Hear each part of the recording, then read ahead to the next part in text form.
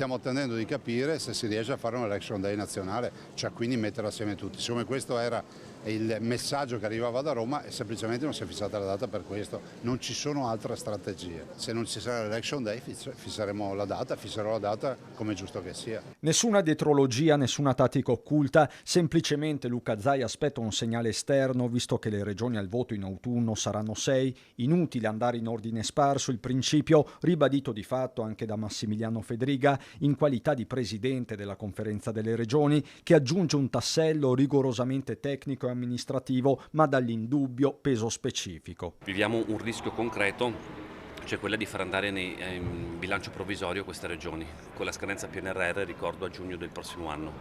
Quindi bisogna trovare una soluzione, o sia quella di rinviare di qualche mese le elezioni, o sia quello di fare una norma ad hoc per non andare in bilancio provvisorio. Qualsiasi essa sia, però dobbiamo tutelare, perché oltretutto rischiamo con questa tornata elettorale di consegnare ogni 5 anni a 5 regioni di andare in bilancio provvisorio. C'è poi la sostanza politica, con il tavolo nazionale del centrodestra chiamato a riunirsi nella prima parte della settimana, ordine del giorno proprio le regionali. Per il Veneto Meloni, Tajani, Salvini dovranno iniziare soprattutto a sciogliere il nodo del candidato presidente, soppesando un altro fattore dirimente, ovvero la presenza di una lista Zaia che lo stesso Zaia sembra dare per scontata. Ovvio che immagino che il tavolo nazionale anche questo sarà un argomento di discussione, visto e considerato che l'eventuale lista Zaia è una lista che è rispettosa nei confronti anche di tutti coloro che non votano Lega, che non votano centrodestra, ma che comunque si sentirebbero,